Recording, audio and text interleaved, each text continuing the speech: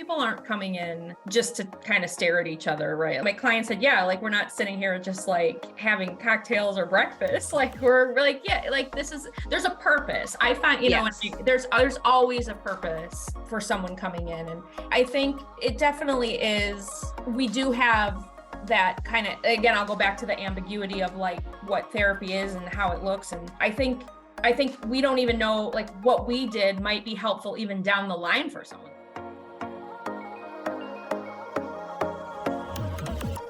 Welcome to the Colleague Down the Hall podcast. This episode is sponsored by the Collab Oasis Clinical Consultation Groups. Hi, I'm Janine Wolf, and I'm your colleague down the hall. I have a passion for helping fellow therapists get the clinical and collegial support we all need to do this work. And wow, it just keeps getting harder every day. I'm the founder and facilitator of the Collab Oasis Clinical Consultation Groups. I have been a social worker for almost 30 years, and I own a successful solo online private practice. More of us than ever are practicing in solo or online practices, and we all need colleagues to process cases with, commiserate with on those really hard days, and also to celebrate our successes with. In this podcast, I'll bring you insights about trends and changes in our field and sit down with amazing therapists who are doing amazing work. We'll discuss fictionalized cases, ways to practice sustainably, and of course, there will be plenty of laughing. I love laughing with friends. I'm so glad to have you as one of my colleagues down the hall.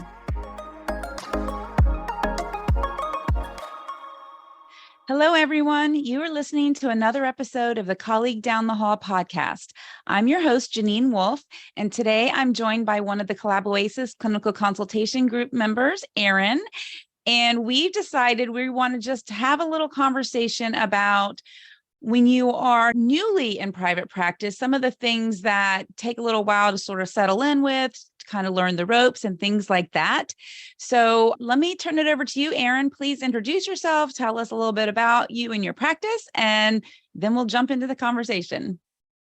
My name is Erin Hoffman. I'm a therapist in Illinois. I'm an LCPC, so I'm an independently licensed therapist in Illinois. And I have been in the mental health field since 2005, doing a little bit of this and a little bit of that. And in about the halfway through that time, I moved to Chicago and went to graduate school. I have been doing, I did a lot of work in hospitals before but I always knew I really wanted to do therapy. I really wanted to be a therapist. I wanted to work one-on-one mostly. Now, I'm thinking of kind of branching off into couples or, family or something, maybe eventually down the road. But I've been in the private practice setting for almost 3 years now. I was with a group practice for 2.5 years before I decided that I wanted to make the leap and do it on my own. And that's where I'm at now. I've officially launched my practice about 2.5 months ago now, almost 3. So I'm very it's very much in its infancy. And yeah, so that's a little bit about me. Okay, great. Yeah. So I think back to when I first started in solo private practice in 2016. Well, even when I just joined a group practice, it's a very different thing than when you are working with community mental health or in a hospital or other service places, because you have to really learn the dynamic, learn the flow, all of those types of things. Absolutely. Yeah. So we were just talking a minute ago about trying to get in the flow with clients at times.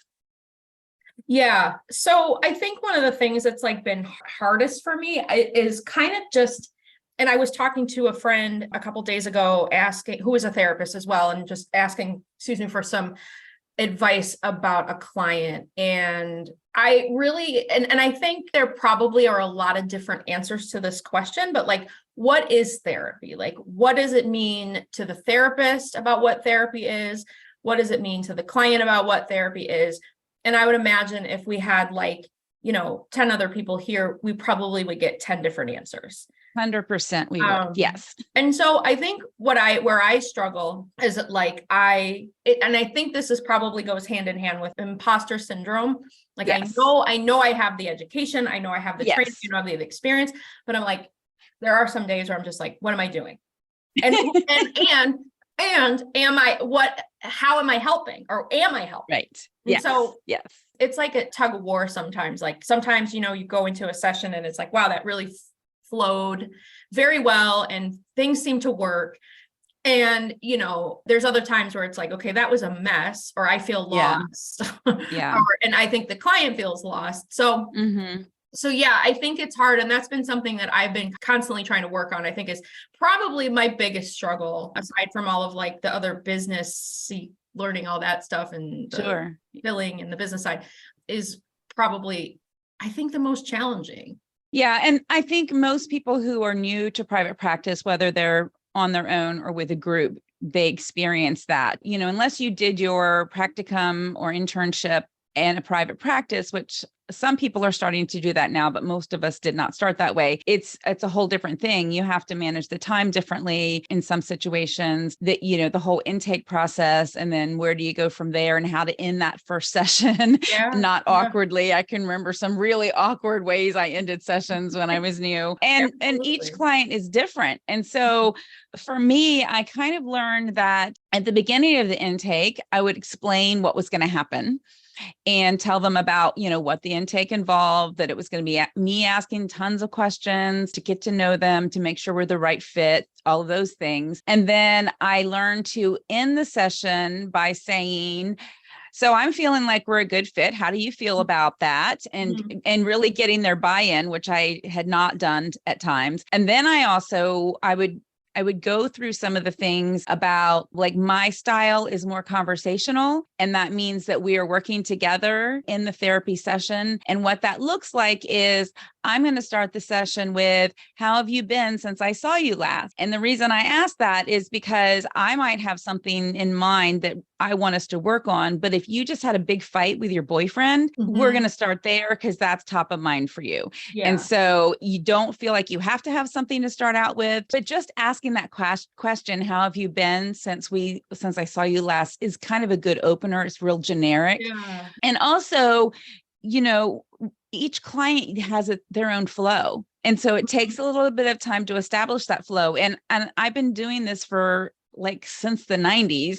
And I still have those times where those first couple sessions feel awkward. We haven't gotten into that flow yet. Yeah. We're trying to sort of figure each other out. And then the imposter syndrome explodes. You're just like, oh my gosh, do I even know what I'm doing? Should I be seeing this client?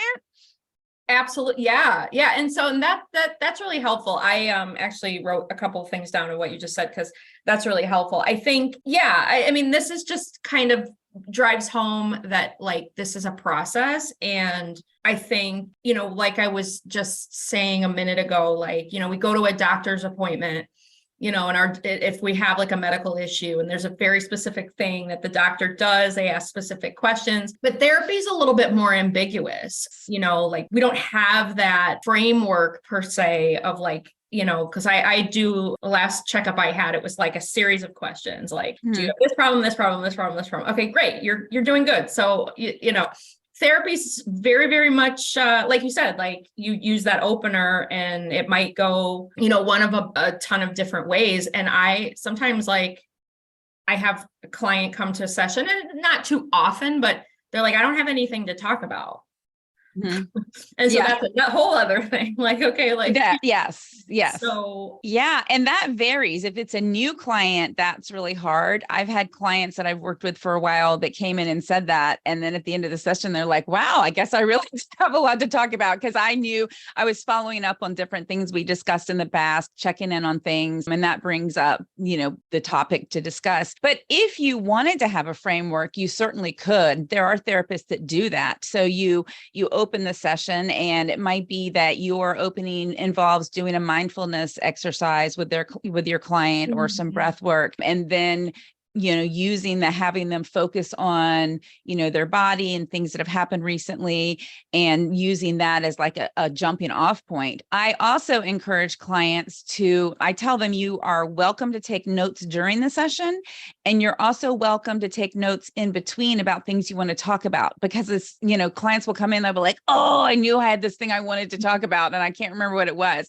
And I'll even tell them they can put it in the portal. They can message me in the portal that, hey, at our next session, I want to talk about this, or just keep a note on their phone or someplace that's handy so that they can keep track of those things. And then the session becomes more useful, because when a client gives us a scenario that's generic, we will often say, like, can you give me an example of that? Mhm. So you're kind of leading them to do that in between sessions. And I had a client last week say to me, because I did kind of start off with that, like, how was your week? And she turned it back and said, like, kind of to me and say, I really don't know how helpful it is to talk about my week. I really want to talk about things that happened in my past that are affecting me today. And I praised her. I thought that was great. I said, it's really great that you advocated for yourself, that you felt that we needed to take the sessions a little bit of a different direction. I thought that was great.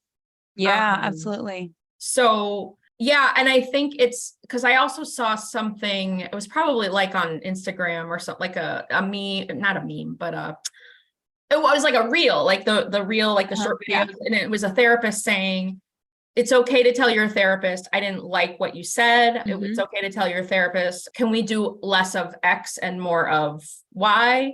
It's okay to give that feedback. And I think that is, like, maybe I'm glad that I kind of like reached into that with this client, because it's like she was able to say, this is what I feel like I need. And then that's putting some stuff on them too. Like it's putting like what they want to work on back on them.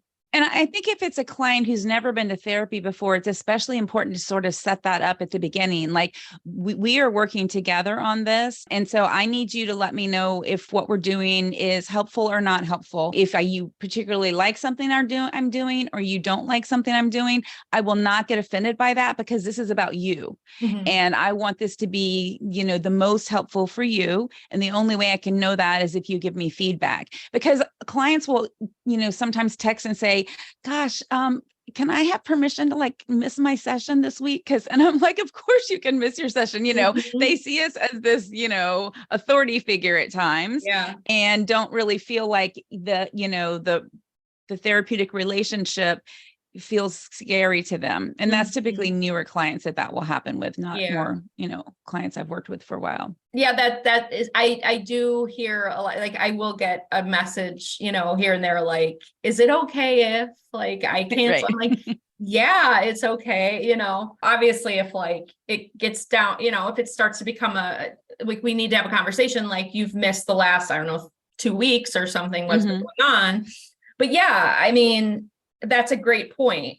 And I remember in graduate school, one of my professors saying, like, I just want you to be aware, like, at the way that the client sees you is like, in some cases, like a position of power. And I was like, okay, that to me is very strange, because I never necessarily felt that I held a lot of power in the room. I felt, I think, but I know from just this whole journey in the mental health field, from the first time I ever saw a therapist to like now, I had some really interesting ideas of what therapy was. Oh gosh, like going back to 18 years old and thinking, wow, therapists must like have all their stuff together. I don't know, like they have all the answers. And it's so funny now because I realize like that is not like, yeah. And it's not that way at all. And I do feel like social media is helping people understand that a little bit better. And I do try to match the client, like if they're swearing, I might throw in the F-bomb. I mean, I swear at home anyway, but I try to be appropriate in the use. Like if it's someone that like, I don't want to offend anyone, but if they are someone who swears and they're apologizing, I'll be like, you can absolutely say the word fuck if that's how you need to express yourself. Right. And just give them that permission. But they do have those ideas. A couple years ago, I got a tattoo on my inner arm, and it was like shocking to some of my clients. And I'm like, I am, but I'm really kind of a laid back person in my real life. Yeah, you're not like, oh my gosh, she has a tattoo. Like, maybe she's more like me than I thought. Yeah. And a good trend that we've been seeing in our field too, that consumers are becoming more educated about. They have some choice in who they see. So they might be looking for a therapist who on some level they relate to, whether it's their appearance or the copy that they share on their website, or, something about them, the way that they talk or where they're from. And I think it's really great that clients are starting to discover that, you can look for the right match. Yeah. Yeah. That's a great point. Cause, for a lot of the therapists that are listening to this podcast, like I'm sure you've seen social media, like in terms of like therapist groups, like I've seen it as specific as, and I don't know how I feel about this because, you've said it, Janine, before, like this concept of trying to get consultation via social media. I'm not a huge fan of it. I don't think it's a great practice, but there are also therapists that when they have to turn someone away, it sounds like I'm looking for a therapist who identifies as, this gender and is younger, or that does this very specific therapeutic style, and the client, this is a client that's going to want you to challenge, like it's almost like looking for a date, like, like I have these specific criteria that I want for my therapist. And I don't know. And I'm starting to kind of explore my feelings about that. And it makes a lot of sense because anytime I've ever looked for a provider, therapist, whatever, doctor, you look at their picture, you look at what you want to get a little more information about them. And I think that I think it can be used for good. And I think it could probably be used a little bit as, I don't know, like maybe it doesn't always have good results to see somebody exactly like you, but still, I find that really interesting. Yeah, I think it's a reflection of the way the times are changing, because I will see sometimes when someone is looking for a referral and they're really specific about the sex or some gender, some aspect of what they're looking for. And people will say like, well, that doesn't matter. That's ridiculous. But, people were so used to seeing the white woman therapist for such a long time. And now they're discovering that there are all kinds of therapists out there. And I have really embraced that I'm not the right fit for everybody. And it might have nothing to do with my skill set. Absolutely. It might be what I personally bring to the table. And if I don't have this problem, that's maybe this lived experience, and they know that there's someone who really understood what that experience was like, we see this a lot in recovery. A lot of times people that are seeing a therapist for recovery assistance want a therapist who's in recovery. Absolutely. And people used to get really worked up about that, but I'm like, I don't have a problem with that. Like, if that's what they want, why not? Yeah. And I just a self-disclosure about me. I'm a cancer survivor. So I actually, and I'm doing well. I'm very grateful. That's wonderful. Cancer-free, and I've been cancer-free for some time now. But I can see how I'm at the juncture in my life in my career where I don't see clients with cancer. It's a little too close to home for me at this point. Maybe in 10 years, I'll feel differently. Just right now, I'm choosing not to do that. I think it would be a little too triggering for me, but like, I could see how somebody that, like, when I was just kind of going through my treatment and I was finishing it up, I wanted somebody, I didn't necessarily need to see someone that like was a cancer survivor, but I definitely did want someone who had some skill set and some training and some experience working with cancer survivors, or like, long-term, like, serious illness, or that was important to me. I didn't, think that it was necessarily going to be, because I actually ended up changing therapists because the therapist that I didn't think it was going to a great fit anymore for this new issue that came into my life. So I can totally see that. Mm-hmm. Yeah, there was an episode of the show, This Is Us, that was on a while ago.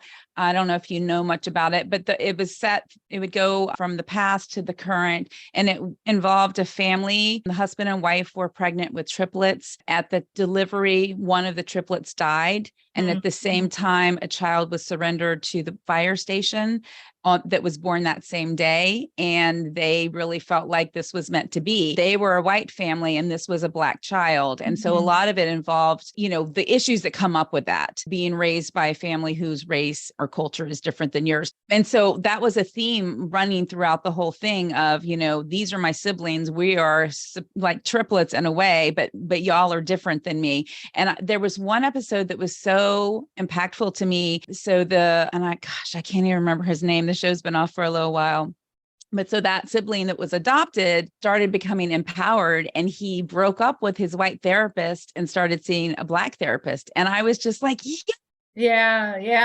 if that's what works for you, that's great. If you if you are BIPOC and you work with a white therapist and it's working for you, that's great. But if you feel like, no, I need somebody who's more similar to me, that's great too. And I just love that they sort of set the tone that was okay with that episode. Yeah. I've heard, I never actually watched that series, but I heard it was amazing, and it was very, very emotional. I heard. Yes.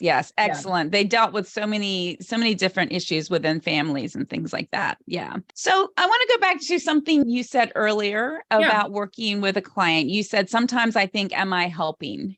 Yeah. And so I have learned over time that I will straight up ask the client, hey, what do you think about our work together? Is this helping you?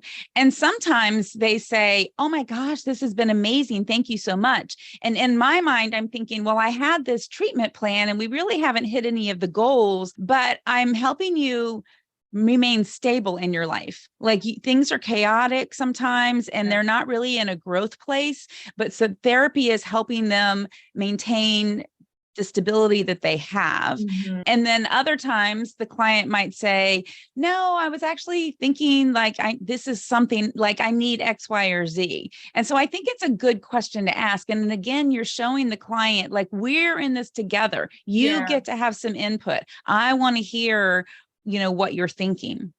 Yeah. That's a great point. And I think it brought up for me too, that so much of, I think we get confused because, especially if you take insurance, the insurance has a very, like if they audit you or they go and look at your treatment plans or your notes, like they want to see some, what is it? The golden thread in clinical documentation.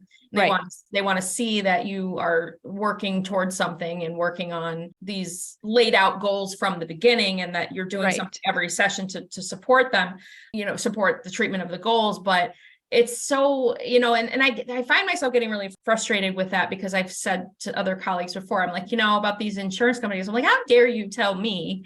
Like, like how dare you tell me what's going to help somebody and what isn't? Exactly. Yes. Go just become a self-pay therapist then. But yes. Well, and most of us don't want to embrace the medical model with therapy. We don't feel like that's the best way to do that. But you're right. If you do want to accept insurance, you do have to accept at least some of the medical model. You're going to have to, give a diagnosis. You're going to have to write notes that meet the standard of the insurance company. You're going to need to do specific things, which you maybe if you were private pay, you would not do. Yeah, absolutely. And again, I think, and I've said this to clients, I've said this to other colleagues, I said, people aren't coming in just to kind of stare at each other, right? My client said, like, we're not sitting here just like having cocktails or breakfast. Like we're like, like there's a purpose. I find, there's always a purpose for someone coming in. And I think it definitely is, we do have that kind of, again, I'll go back to the ambiguity of like what therapy is and how it looks. And I think we don't even know, like, what we did might be helpful even down the line for someone. Like they might like planting seeds. Yeah. Like we don't know when it's going to hit, that this was effective. And I've had people say to me, isn't it enough that people are just coming back and maybe they feel safe with you, or maybe they feel heard, they feel validated. Yes. And people in their life aren't doing that, and that's probably pretty typical, right? Like, I think most people try to solve all their problems by themselves, with their family and friends, with a support system. And then it's like, okay, I think it's time to go to therapy.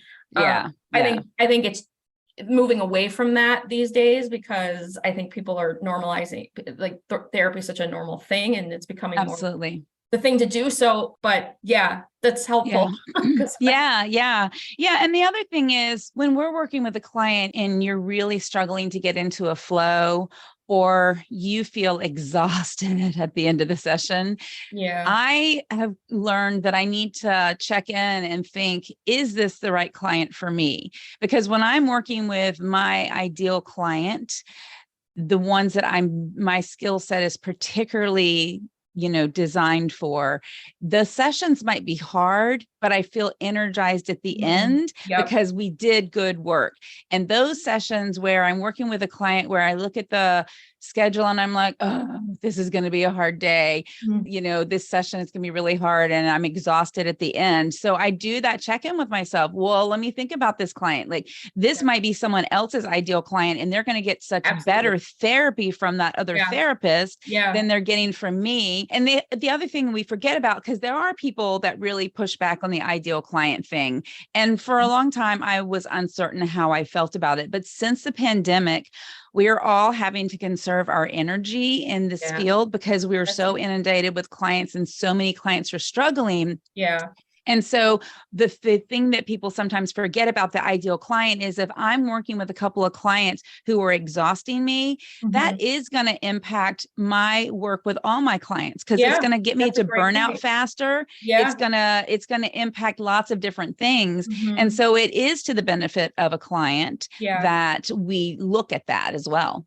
Absolutely. And that's a great point. And I think even as long as I've been in this field, like I'm just starting to realize this because I came from settings where I was encouraged to work more, work longer hours, extend myself like beyond what was kind of reasonable. I love when I was in community mental health, this was before I even got my master's, I was doing kind of like basic community support for people who were chronically mentally ill.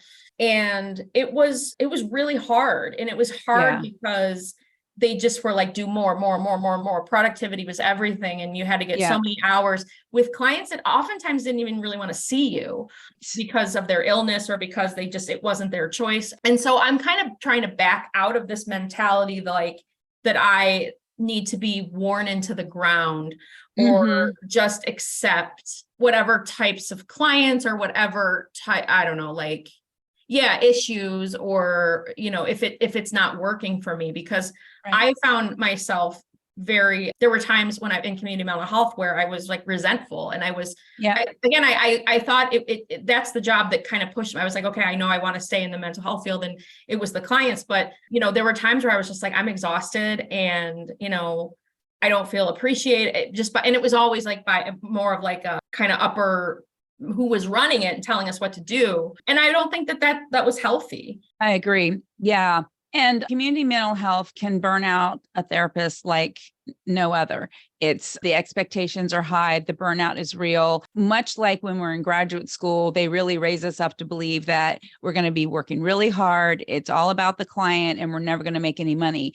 And those beliefs are so instilled in us that it takes a while for people to realize, okay, well, that doesn't have to be the case. So then they prep you to go into this environment like community mental health, where you're going to be burnout, where you're going to do these things. And they're going to say, they give you all kinds of excuses about why you shouldn't leave and why it's not going to be better somewhere else and all of those things. Yeah, that's a great point. From the get-go, we're pretty much told like, mental health, you're going to get rich in your heart, but you're not going to really make a lot of money. I remember I had a supervisor say that, and, to a degree that it's true, but like, I'm starting to believe that less and less, as I move forward in private practice, but yeah. Yeah, I am forever going to be grateful for my own personal growth from doing this work and the life lessons learned and just being enriched and exposed to so many different things. But that doesn't pay my bills. So I can be appreciative of that. And I can really love that aspect of my work. But that's, again, not going to keep the electricity on. So we do need to figure out how to, and my, graduate school was not as expensive when I was back in the day when I was in school. And it's so expensive now that, the graduate school debt loan, the loans are tremendous for some therapists. And that adds a whole other level of pressure. It really does. It really does. Yeah, I think I'm glad that we're having this conversation because, I think kind of the hierarchy of like when I was working in the hospital system and I love my nurses and I love like they've taken care of me personally. They were like my like right hand men and women in like the ER when I was in the ER. But, they made a lot more money than I did. And so, and I would be like, well, and they do amazing. Again, like I'm not sticking a needle in someone's arm and drawing blood, and I'm not like, resuscitating them, but I know how to assess risk for mental health conditions. And I was like, how is that any less valuable, And so I guess it's just, I think we're having these conversations and that's really good. And I think now more than ever, like in this kind of decade, in the past 10 years, people are seeing how important mental health is and how we need to value it and value the practitioners that provide the services because, like we've had conversations in our consultation groups, like there's more clients than there are therapists. Like it seems like there's a lot of us, but I think, I mean, there's so many people out there that need services and need help. Yeah. Yeah. As a new practitioner, you aren't able to see that there are more clients than therapists, and it's really scary. So until you learn the marketing and figure out your groove and your population that you're going to work with, all that, it can feel really scary. But you are right. I mean, I'm getting call. Actually, my voicemail now says I can't accept any new clients. Oh wow! Because I can't, and I don't want someone to leave a message. I actually named some directories on my voicemail as well that people can search for a therapist because I just don't have the time anymore. In the past, I would have, called them back, find out what they need, help them find a therapist. But so many therapists are full these days that ends up taking a lot of time. And so that's not something that I can do anymore. And that's okay too. I'm giving them the names of some resources so they can reach out and find that themselves. Yeah. That's just so interesting. I'm waiting for that day when I'm like, oh my gosh, like the phone is just won't stop ringing. Yes. Well, and just keep in mind too, and people, I didn't understand this in the early days, but the longer you do this, it's like the snowball that's growing. Like people start in your community, get to know you, your clients who were satisfied with you are going to refer their friends and colleagues to you. So you start getting a lot more word of mouth and you have some like trusted referral sources that, that you're going to be getting those continual referrals from.